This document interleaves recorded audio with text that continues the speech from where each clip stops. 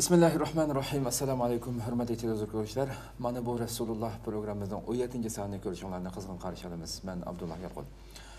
Qadrli ko'ruvchilarimiz, hammalarga ma'lum bo'lgandek, har kuni mushu soatlarda ekranlarda bo'lib o'tgan bu programmamiz har bölümde bir mavzuni tutib, suyumli payg'ambarimiz, yo'lboshchimiz Muhammad sallallohu alayhi va sallamning shu go'zal axloqlarini hayotimizda o'zlashtirish maqsadi bilan boshlagan programmamiz her günü o'xshash saati davom qilyotdi.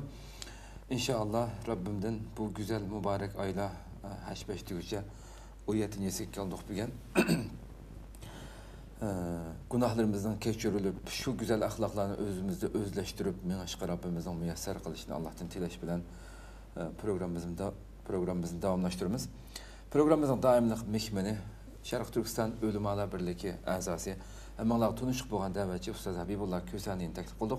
Qimmatli vaqtini chiqarib, qadam tashrif qilganlar uchun oldin ko'p rahmat aytaman. Sizlarga rahmat. Allah razı olsun. Allah razı olsun.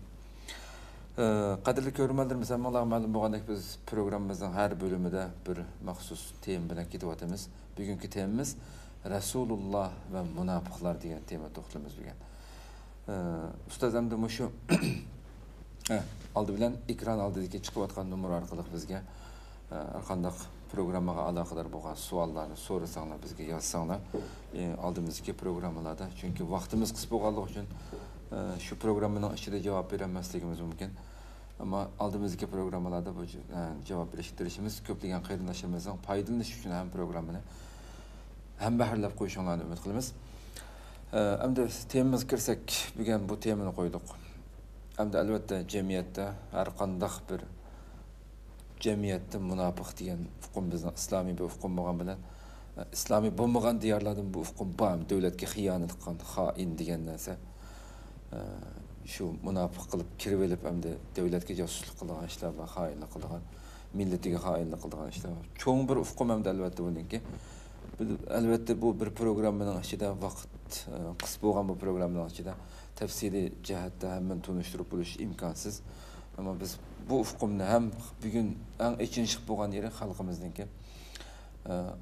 Odatdagi bir ishlar uchunmi yoki ochig'inib qolsinmi, voy munofiq u bu degan narsa bugun ijtimoiy uchur vositalarida intayin ig'ir tarqalayotgan bir kasallik hamda bu. Shuning uchun buni bir yo'ritib bergan asosda temamizdan bilan boshlasak, munofiq degan kim deb oldindan buni bilan boshlasak. A'udhu billahi mineşşeytanirracim. Bismillahirrahmanirrahim. Allah subhanahu ve taolaga barliq maqtashlar, madhiyalar bo'lsin. Can payg'ambarimiz Muhammad sallallohu alayhi va sallamga durud va salomlar bo'lsin. Ta qiyomatchilik Qur'on hadisning yo'lida mangan barliq qarindoshlarimizga Allah subhanahu va taolaning mag'firati va hidoyati bo'lsin. Bu munofiq masalasiga kelsak, islomning tarixi qancha uzun bo'lsa, bu munofiqlikning tarixi shuncha uzun.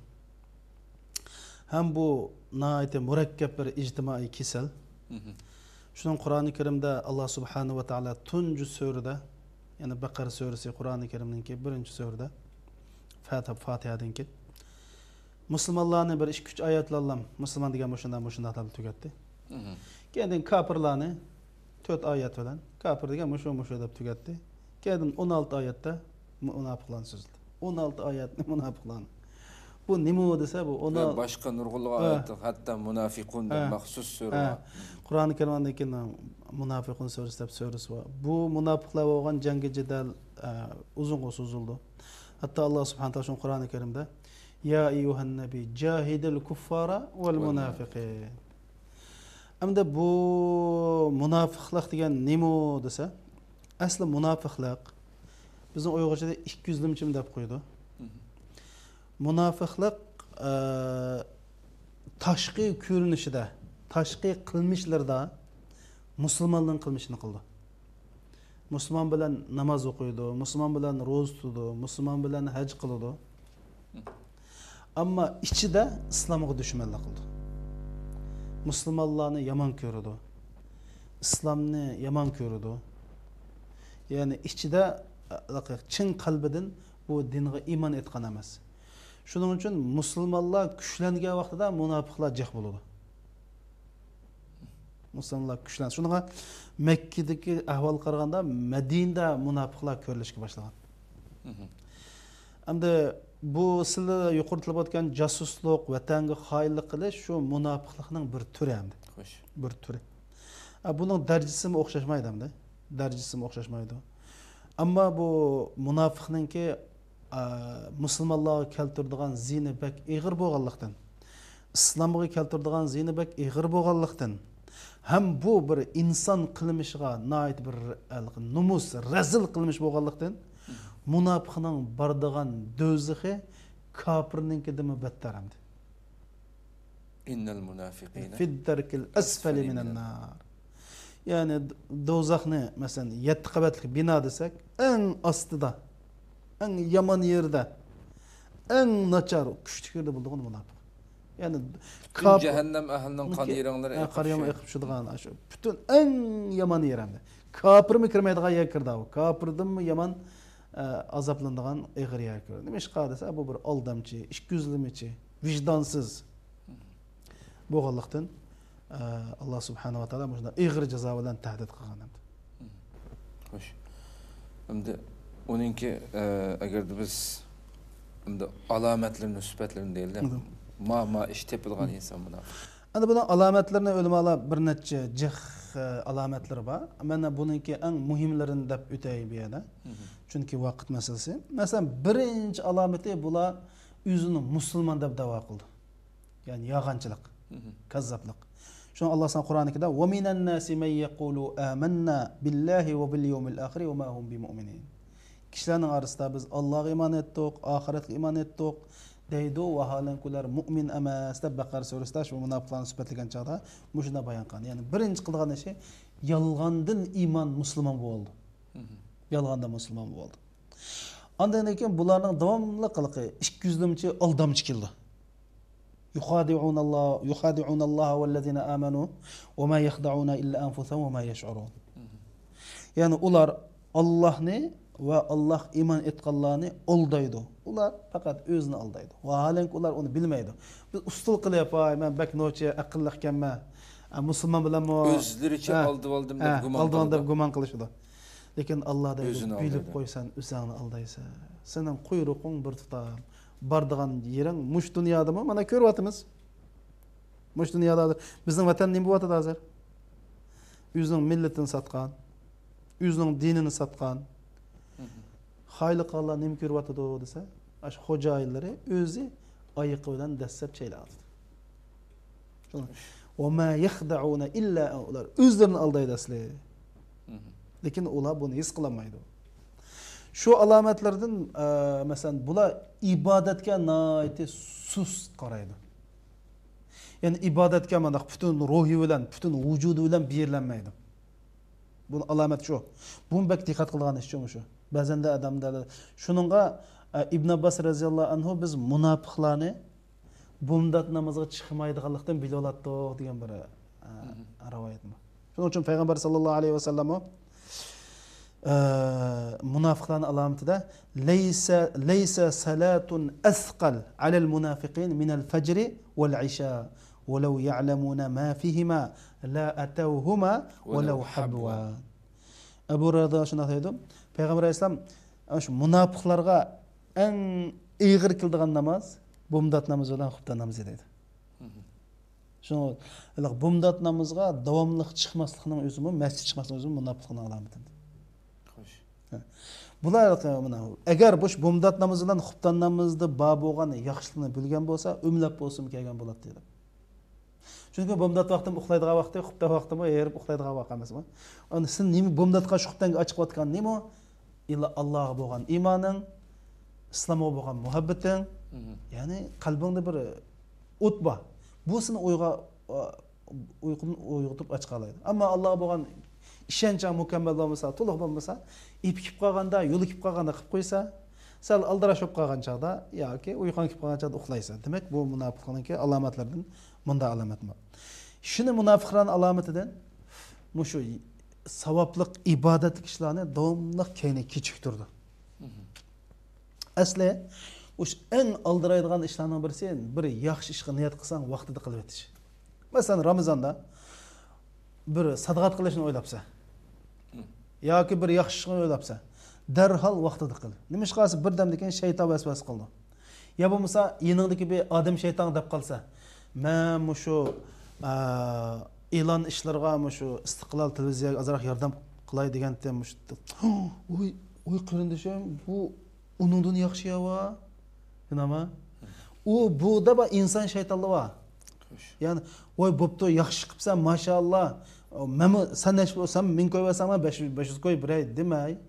Qana qildi odam shaytonlar buni azdadi. Shuning uchun mesela yaxshini asli mu'minning sifati yaxshini vaqtida qilish. Ammo munofiqchi desa davomli kechiktirdi. Bu men nima uchun buni akeldim degan chaqda maish Nauzubillah siz bizga o'zaro bir tebilib qoldiq uchun. Shuning o'zimga nasihat bo'lsin uchun va qarindoshlarimga nasihat bo'lsin uchun buni munofiq alamini keltirdi. Shu payg'ambar sallam deydi. Anas ibn Malik sami'tu Rasululloh sallam yaqul tilka salatul munafiq yajlisu yarqubu ash-shams deydi. Dal munofiqning namozi ash kunga qaraydi deydi, soatga qaraydi deydi. Qarab toza shu shaytonning shu munguzliklarga vaqtda degan gap, haliqi bomdat namoz ta chiqib kun qizildi emasmi? Yoki asr namozi kechulib kun qizildi emasmi? O'shamda shaytonning shu nimasi ikki munguzliklarga vaqtda namoz o'qiydi bular. Degine ash ibodatni kechiktirib oxirgi vaqtga qolib, shuni qanday qilsangiz taloq to'qchu qanday deydi? Qama fanaqaraha arba'an deydi. Shunda 4 cho'qiydi deydi. Pullang. Namozda Allohning ulug'ligini his qilgan ish yo'q. Bu nima o'qiyotdi? Alloh akbar degan nima degan gap? Iyyaka na'bud bu nima degan gap? Bu namozda bir Allohni tafakkur qilish, Allohga bo'lgan samimiyatni bildirish, Allohga bo'lgan qulchilikni izhor qilish degandan hech qanday bir asar yo'q, faqat rasmiyatchilik bilan Alloh akbar deb to'qchuq qanday shuna qiladi. Bu munofiqning alomati. Hamda shu munofiqning alomatidan yine şu biz en dikkat qilgan masalan casusluq, vatan setish, musulmon ichi kirvelib kafir musulmonlarning xabarlarini setish. Bu eng cho'ng. Bu kalla agar islom dinida aniqlansa kallalikdan munofiq bu. Bunun gap ketmaydi. Ammo biz eng musulmonlar dikkat qilgan munofiqning eng cho'ng alomatlaridan yag'an etish. Va'daga xiloflik qilish, xiyonat qilish. Ham birisi bilan xoplashib qolsa, sat gaplar bilan haqorat qilish. Payg'ambar alayhisalom Abu Hurayra radhiyallohu anhu aytdi, "Ayatul munafiq salas, iza haddasa kazib" dedi. Gap qilsa yolg'on aytadi dedi. Ya'ni haqiqatning aksi yolg'on. Nima? Va iza wa'ad bir narsaga va'da qilsa, xiloflik qildi. Masalan, bizde en köp uchraydigan xalqning qizi bilan to'y qilman deb juraysan. Niyatingda ash qizlarni to'y qilmaydigan niyating bo'lsa, sen demak munofiqsan. Oldingdan xalqning qizini. Masalan, men sizga gapiray. Imom Buxoriy rahmatullohi alayhi tijoratchi. Shu bir yerdan mal kelgandan keyin tijoratchilar bu malga baho berdi. Biz taxminan 100 liradan asaq deb baho berdi. Degan yo'q bunga bermayman deb xaridorlarni qaytardi. Qaytarib o'tib ketgandan keyin apla bersammi bo'pti ekan deb ko'ngli ash kechildi endi. Kechib qolib shuni aytsa, boshqa xaridorlar kelib 105 TL dan olamiz desa, xapamanglar, men oqshom ko'nglimda ashunga 100 liraga bersam bo'pti ekan deb qolgan deb boshqakin chaqirib berdi. O'ylab baqsanglar. Mana bu İmam Buxoriy shunaqa İmam Buxoriy sammimiz rahmatullohi alayhi deb hurmat tuyg'usi bilan ifodalaymiz. Alloh shuning uchun ularningki shunda ulug' qildi, shunda hurmatlik sazovor qilib, mushunda yashagan odamlar bu. Shuning hayotida eng boy o'tgan odam kunligi 500 dinar pul qashlaydi deydi. O'ylab baqsanglar. Sadaqat, ihson, oyinda pul topadi. Ham demak, va'da qilib buni xiloflik qilish. Mushu bizda o'ylab baqsanglar. Bir deyishimiz, qanday qilamiz? Pulni qachon bersa, o 3-oyning 5-i beraman. Yo'q. Nurg'un va'dalarni qilishimiz. Lekin xiloflik qilish munofiqning alomati deydi. Va iza tumin xan omonatga xiyonat qildi. Masalan, omonat xiyonat qildi degan gap. Men sizga $100 pulni berdim. Ma pulni, nima? Ma pulni istiqlolninki xabar uchun ishlaslar dedim. Sizlar yanch qilsalar, Hazır istiqlalga hazır ehtiyoj yo'q bu pulni. Men bir oy tijorat qilib pul tepilib bersam bo'ldi-ku deb ishlatsa xiyonat qilish uchun. Tamam? Men sizlarga dedim. Men sizlarga hozir bir gapni qildim. Qilib qarindishim ma gapni boshqalar uqmagan bo'lsa dedim. Shu gapni boshqa amonat deb qo'ysa xiyonat qildi. Hatto shu masalada mana yaxshi tilg'anlar. Mesela deb qo'yishmi kerak emas. Ikki tarafga shuna. 3 odam bo'lib, mesela 2 odam bir bo'londa o'ltirib, bunda oldiganiga bunda qarab qolgan bo'lsa, ikki paranchqa. Bu tamoman omonat gap bo'ldi. Omonat gap bo'ldi. Anglag'uchi bu gapni hech bir zaman boshqasi demaslik kerak deydi ғой, o'lim. Mesela ikki odam gaplashib, bunda ikki taraf qarg'anligini qarislar, ma gapni omonat gapga desodamda. Uningga mani gap aramizda qolsin deb deymizmi? O'xshashlam deyish bo'lmaydi. Hamda üçüncüsü urushib qolsa deydi, to'rtinchi bir alomat bor. Urushib qolsa, ikki xil rivoyat bor. Birisi 3, yana birisi 40 man kunna fihi degandan. Hamda agar urushib qolsa, sattillan tillashmi bir munofiq alomati. Ana men shu torlarda men ayna qilaman. Hech kim tillamdi, nim qilamdi, karim bo'lmaydi. Nima ish qilsa, hey sen dinning gapni qilib turib tillaysan ya. O'ylab baqsa. Bir Qur'oni Karim Payg'ambar alayhisolamning hadisda palani dumboqchi yo, besh yo'g'on, qo'sg'i yo'g'on, qisqa ugizda bir odam tilga ayirbanmi? Bu din hatto sad gap qilishninki til sad gap qilishni bir munofiqning alomati deb hadis shunday. Munofiqning alomati. Laysal mu'minu bil'an wala bil fahash. Müslüman degan boshqalarga bir to'kash la'nat o'qiydigan odam bo'lmaydi. Boshqalarni sattillan haqoratlamaydi dedi. Innalloh la yuhibbul fuhsha va la tafahhush dedi. Hatta sibabul muslim fusuqun va qitaluhu kufrun. Musulmon tillash fasiqlik, o'ldirish, kafir. Demak, uningdan eshib hozir nima bo'yotdi desa, qo'rqmay turib boshqalarni kafir, munofiq deydigan nishamdi. Eng xatarli bu. Eng xatarli. Ey o'ylab baslab, siz bir odamni kafir deb hukm bersizlar, mush kafir degan so'z arshalaga chiqadi dedi. Chiqib bu so'z arshaladan bardigan yana topolmay keyni qaytib keladi dedi. Keyni qaytib kelib, ash kafir degan odamni izlab topsa, agar u odam kafir bo'lmay qolsa, kafir duguchiga qaytib shuni kafir qildi dedi. Bu shuncha xatarli gapni o'xshashli bu munofiqqa o'xshashli o'tadi. O'xshash munofiqqa. Qarish tarafda munofiq deb og'ziga kelgancha tillayotgan. Uning keyindan bu agar qarish taraf munofiq bo'lmay qolsa, Allohning dargohida sen munofiq bo'lib ketgan bo'lsan-ki.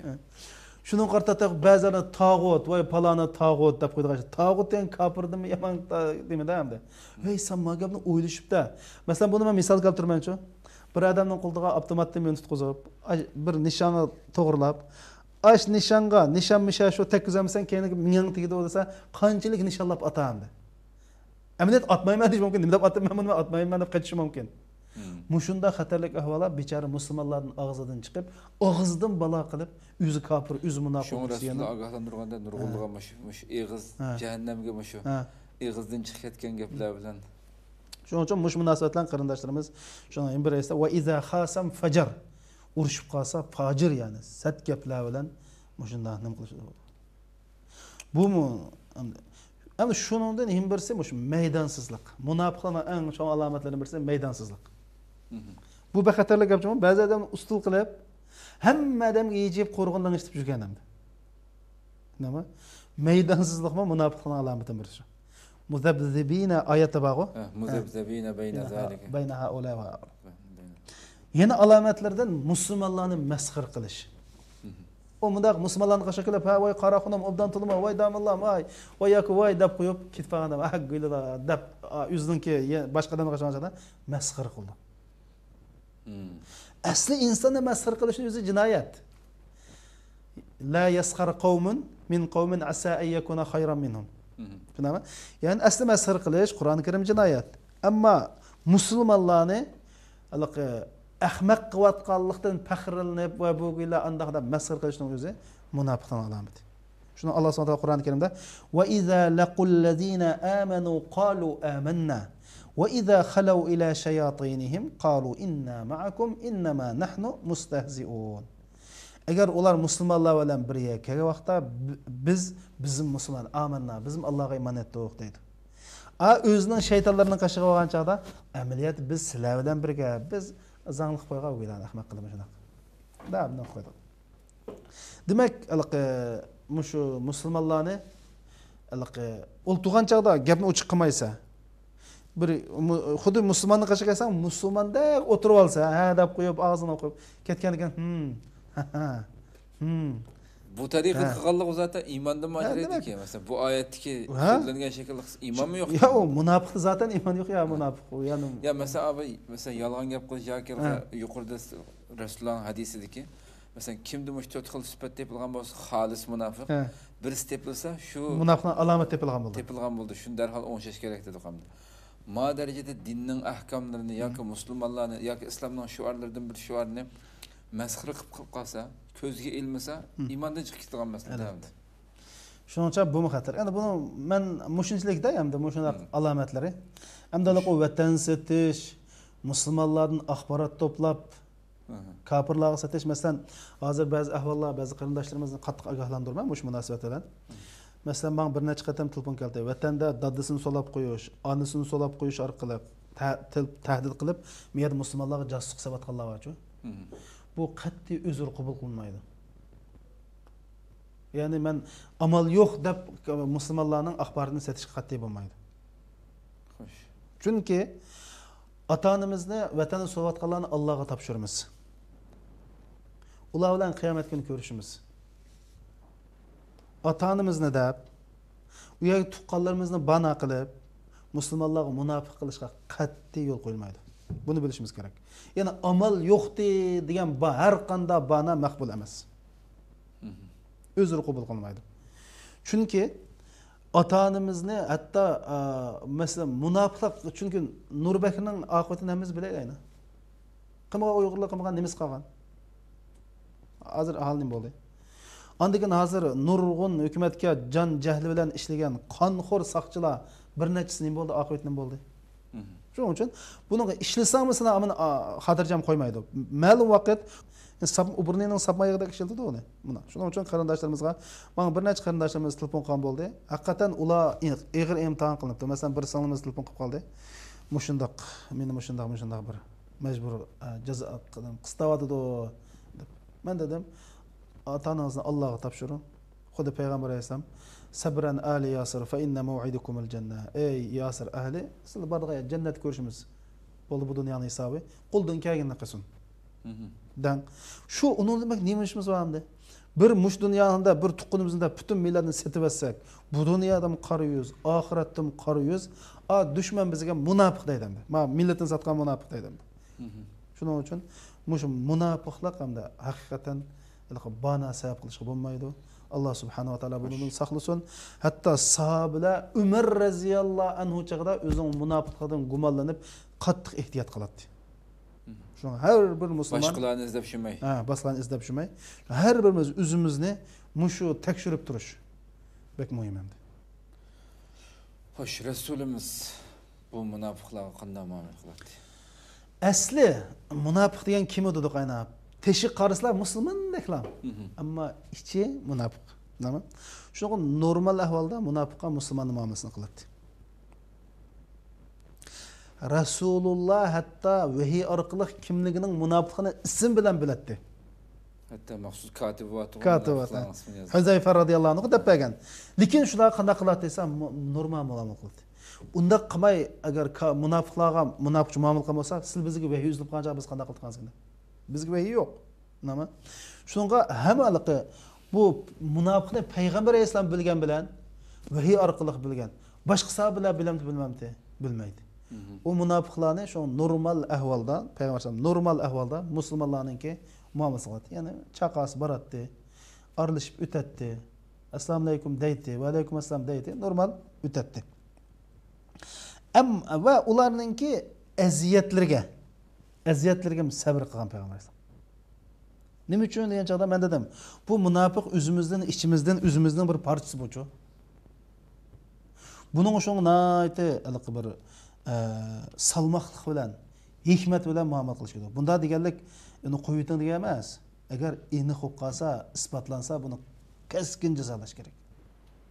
Ya'ni buni hamda masalan men dedim, bu bir ratlik kelaylik. Aldi bilan payg'ambar alayhisalom normal musulmonlarningki muomalasini qiladi. Chunki uning ko'rinishi nima, qilgan ishlari nima musulmonning ishi. Andan keyin payg'ambar alayhisalomga qattiq azobirti bo'ladi. Shuning sabr qilganlarim bor. Masalan, bu shu Hunayn g'azotida, Makka fathi bo'lgandan keyin Hunayn g'azoti bo'ldi-ku. Hunayn g'azotida musulmonlar jiq g'animat oldi. Endi bu g'animatni payg'ambar alayhisalom Makka fathi bo'lganda yangi musulmon bo'lgan jiq kishilar bor. Shularga berdi. Mana koni musulmonlar iymon bor bo'ladi.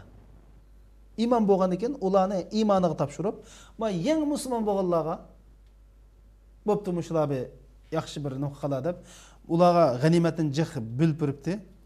Buning ichidan Aqra ibn Habis degan kishi 100 to'g'i berdi. Unayniyaga 100 to'g'i berdi. Mushunda bergandan keyin bir odam kelib Rasulullohga "Ey, ma taqsimotda adolat yo'q. Alloh rizoligi uchun Alloh rizoligini ko'zlagan taqsimot bo'lmadi" dedi. Payg'ambarga deyotgan gap-da. Ya'ni payg'ambarga sen musulmonda chiqsal chataq bor degan gap endi.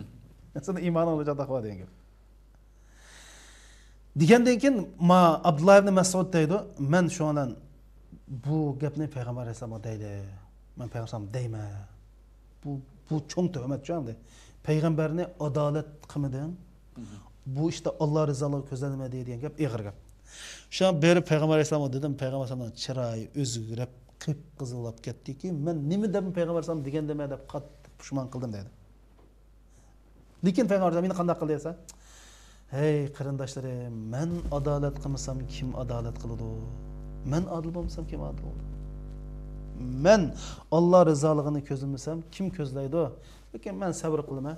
Chunki Musa mendimi ko'p aziyat chekkan, sabr qilgan" deb Ki ularni chaqirib gap qildi-ku. Keyin kechda kech chaqirib ular mol dunyo bilan qaytsa, sizlar bilan qaytsizlar. Uning rozi bo'lmamizlar. Ular rozi degan keyin ular qilgan gaplarga pushmon qilib, yig'ilishib, "Voy Rasululloh, biz rozi" deb bu valqi muomillarni o'z vaqtida qo'ymasam, bu nima uchun hatto sahobalar so'raydi hamda. Bu degan gap, ya'ni islomda biz bu narsani biz siyosiy jihatdan islomdan bir xil kuchsiz ko'rsatib qo'ygan tashqi ko'rinishda bunday masalalar-ku bu. Bu zil tushunmasa, shu vaqtdagi jamiyatni Rasulullohga shu vaqtida kelib sahobalar nima ish qilib buni ismini bildirib qilmaysan desa, chunki vaqtida islom yangi kelgan Rasululloh men hozir qilsam, bularni ijro qilib buni o'ltasak, insonlar qo'pib, qara Muhammad o'zining sahobalarni, ashabini o'ldirdi degan bu yerda illatning nima ekanligini Rasululloh sahobalarga tushundirdi. Uni o'ltamasligidagi ularni o'ltamasligidagi sababni tushundirdi. Ammo bugun qo'pib, masalan, shunda bir davlat qurayli deydi, masalan, davlatimiz bo'lsin. Bu o'z vaqtidagi mush ishning aynısini bular qilganiga biz bir davlatda istixborot bo'ldi, kuchimiz bo'ldi desa, bu ishlarningki kuchimiz bo'lgan vaqtda o'zgaraydiganligini ham deb qo'shimcha kerak deb qarayman. Albatta, bu mundaq.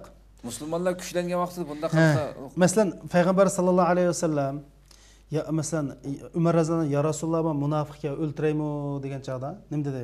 O'tamaymiz. Nima ish qilsa boshqalar Muhammad o'zining odamlarini o'ltirishga boshlabdi. Nima ish o'zining odamlar deydi. Chunki ular ko'rinishda musulmon. Endi o'ltirmas sil degandek. Ammo men dedim, bu shu o'limalarimiz mush munofiq masalasida mundaq bir gapni degan. Shu vaqtdagi siyosiy ahvol qaraldi. Agar uni o'ltirishish, masalan bizning vatanda ba'zi masjidning imomlarini o'ltiradigan ahvol bo'ldi shunami? Oldi bilan o'ltiradigan ahvol bo'lsa-mu, chuqum bu munofiqning rasmiy munofiqligi aniqlangan bo'lishi. Mahkama jihatdan shu xuddi qonun tartib bo'yicha rasmiy buning delosi turg'izilib, sud qilinib, %100 hatto buning o'zini oqlash fursatini berishimiz kerak. %100 paketlan bo'lish kerak. Da o'ltirdilar Palangoy, Xitoyning da ketib bordi, bu munofiqlarni o'ldirilib, u unda bo'lmaydi. O'zang sotchi, o'zang ijro qiluvchi, dunyoda unday ish yo'q. Shaxslarning o'zaro u yerda qilishi ruxsat yo'q. Ammo shunda kuchlangan vaqtida andan buni qanday qildi desa, andan oldidan %100 oldidan munofiqligini bu oshkorlash kerak. Masalan, dedim ba'zi munofiqlar bor, u asli munofiqlik qalbda bo'ldi-ku. Asli munofiq nada bo'ldi? Qalbda bo'ldi. Qalbli qilib qolsa yaxshi go. Qalbli qilib qolsa uni o'ldirish uqamaymiz. Ammo munofiqlar rasmiy munofiqni oshkorlashga boshlaydi. Oshkorlashga boshlagandan keyin andiki rasmiy musulmonlarga aziyat uradi. Andikin unda bo'lib qolsa buni o'ldirish shu vaqtdagi musulmonlarning siyosiy manfaatiga, islomning musulmonlarning siyosiy manfaatiga uyg'unmi, uyg'un emasmi, buni qaraymiz deydi. Rasululloh shu chaqda o'ltirsa bo'ltayna. 100 munofiqsin ba. Nima uchun o'tamidi? Shu chaqda musulmonlarning manfaati islomning manfaati uchun zid bo'ldi. Fitna chiqadi. Ha, mana o'zini yigil boshlada bo'lganlar bir-birini yap deyishga boshlaydi. Ammo musulmonlar kuchlangan vaqtda uni o'ltasa, boshqa munofiqlarningki chiqarishiga tusavuldigan, ya'ni manda bir buni shuning uchun shu vaqtdagi siyosat belgilaydi. Shu sharoitning siyosat belgilaydi. Shuning buning uchun munofiqlarni o'ldirish uchun cho'qim bir buningga rasmiy shar'iy mahkum bo'lish kerak. Undan keyin shu vaqtdagi siyosatni biladigan, cho'qim tajribalik shu vaziyatni, shu sharoitni mo'ljallaydigan kasbiy odamlar bo'lish kerak. Undan keyin shu musulmonlarning beshi bo'lish kerak. Bir besh bo'lish kerak. Unda olib qolsa, masalan dedim-ku, to'g'ri hammamizning ochiq yo'lda bu munofiq va bu deb, lekin masalan munofiqning darajasi o'xshamaydi. O'xshamaydi. Masalan, yolg'on gapga odam, bir yolg'onchidan munofiq alomat topildi shundami? Olib o'ltirsak bo'lamdi-mi? Bo'lmaydi. Tushmaydi. Shuning uchun buning o'limga loyiq munofiq rasmiy, bu o'lim munofiq loyiq qanday munofiq desa, ta'zir bobidan. Ta'zir siyosiy jihatdan hukm ijro qilindi o'limga. Bu mustaq murakkabroq masala hamda. Lekin hamda dedim-ku, buni munofiqni aniq bilsak, buni chuqum jazolash musulmonlarga islomga foydali bo'lsa, qarz usulan jazolasak bo'ldi.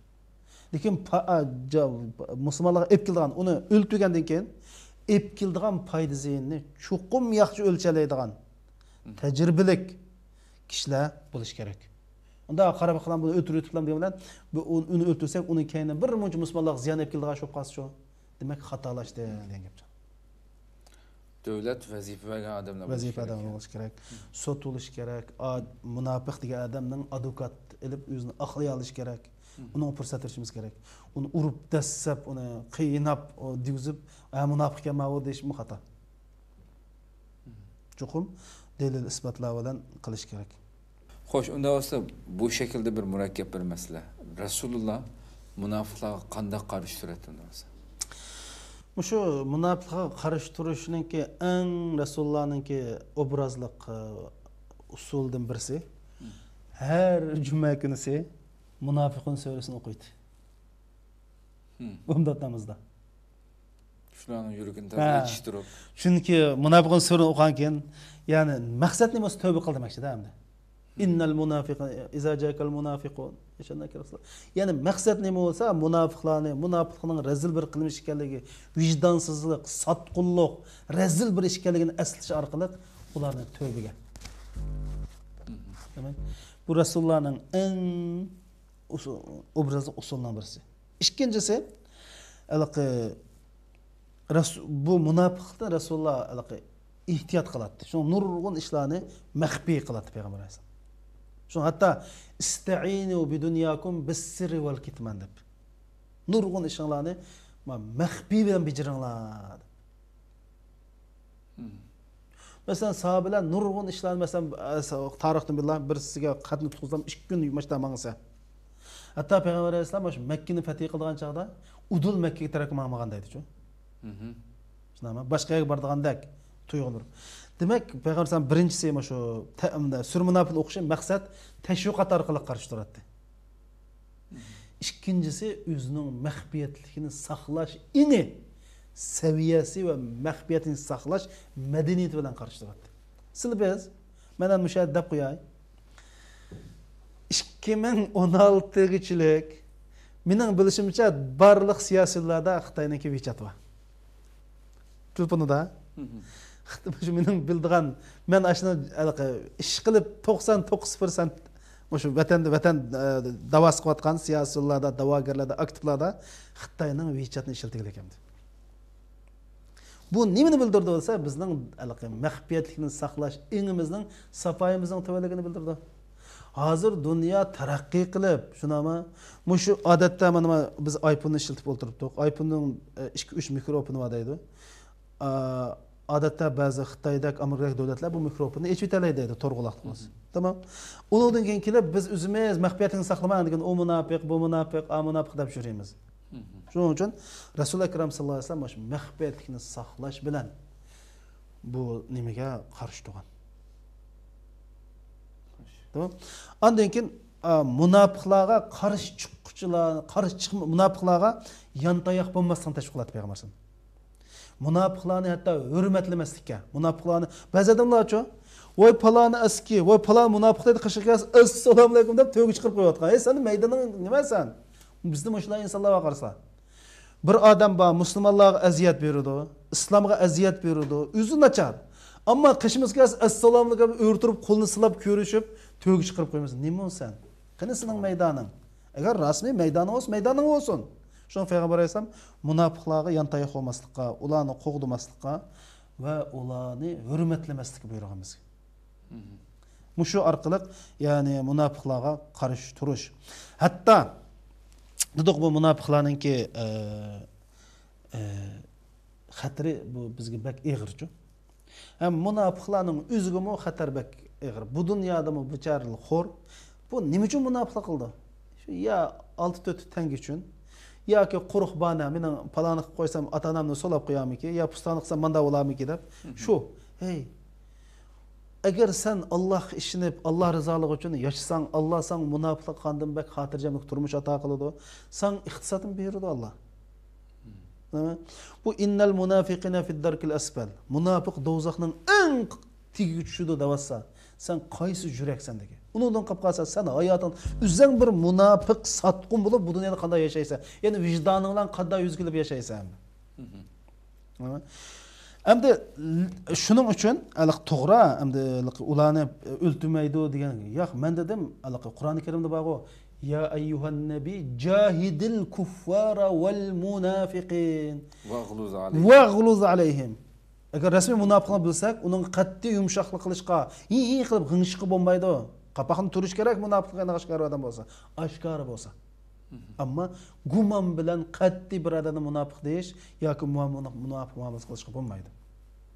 Alloh subhanahu va taolo hammamiz boshqalarning munofiqligidan izlashdan ilgari o'zimizni tekshirish bek muhim. Menda shu ish bormi dedi. Menda shu ish bormi? Chunki Umar Allah jannat bilan bishorat bergan. Ey sen mangan ko'chada shayton manganmaydi degan bir zot o'zidan ansirab. Huzayfa radhiyallohu anhu qashqa berib, "Hey Huzayfa, utunib qalay, Alloh haqqi men bir deb bergan, Rasululloh deb bergan munofiq men bormi degan emasmi?" degan chaqda Alloh bilan qasamki, sen yo'q, lekin bundikin hech kimga bu gapni demayman, sen yo'q degan yero. Tamammi?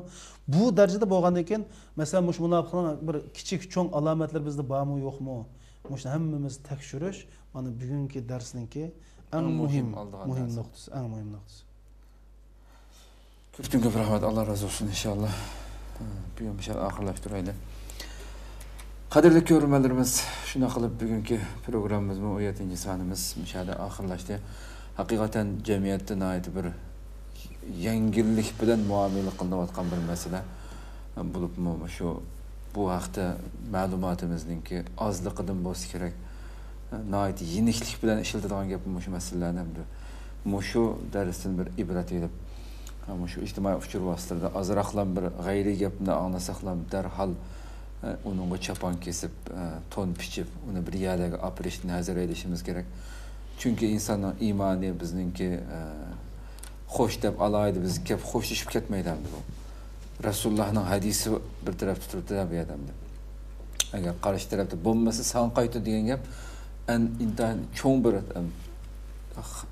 ajoyib bir tahdid bir gap bor. Nihoyat xatarlik bir gapda hamda.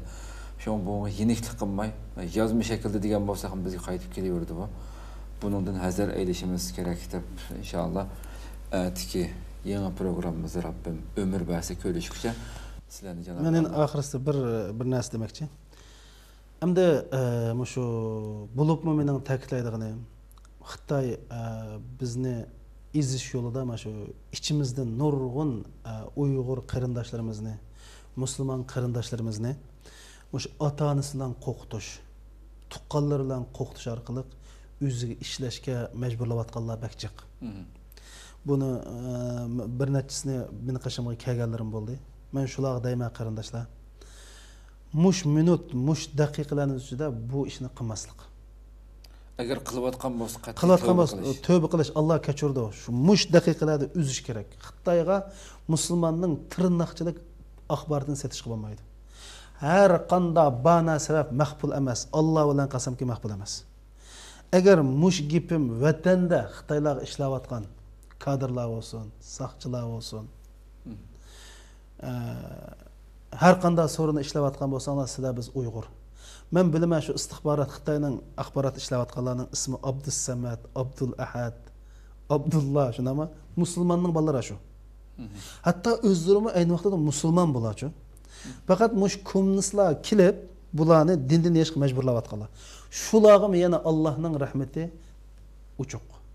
Hatto Uyg'ur xalqining qo'yni uchuq. Mush paytlarning o'zida shuni aniq bilinglarki, ular birinchi, ikkinchi, uchinchi odamni yo'qitib olgandan keyin 4-chi navbat sizlarga keldi. Butun mushu dinni satgan, millatga xoinlik qilayotgan, munofiqlik qilayotganlar agar qaytib kelsa, ular Allohning yaxshi bandasi. Ular qaytib kelsa, men nisbatan, men bir Uyg'ur nisbatan buningdan burungi ishni men kechirib o'taman mana. Shaxsan men qo'yib bersa. Hozir tövbe qilsa, hozir balki masalan quldan kelsa, masalan ular deyish mumkin, hozir men yansam o'ltir deb. U o'ltirish bilan sen o'ltirib shahid bo'lib ket. Hozir mush Uyg'ur xalqi shunda mashada saqchilar qulni qurol olsa, endi Xitoyni kom qilib assa. Gunoh yuzildi shuningki. Butun qilgan burungi jinoyat tugaydi. Albatta. Aslında mush o'ylab baqsizlar, mush och singillarimizni dafsanda qilib olsa, bolalarimizni xitoylashtirib olsa, demak bular Uyg'urni yo'qotish, Uyg'ur musulmon emas, Uyg'urni yo'qotish tursa. Buni ko'rib turib, yana masalan men hozir qarshi chiqsam meni o'ttirdi. Men qarshi chiqsam meni ani qildi, mani qildi emas. Qarshi chiqib, "Hey, hamini o'lisa, qarindishim, o'lim haq." Shuning uchun etib o'l, ammo xoinlik qilish olmaydi. Etib o'ltirib o'lib ketsang tek yaxshi. Ammo hatto xoinlikda inib o'ltirilsang, shahid o'lasan.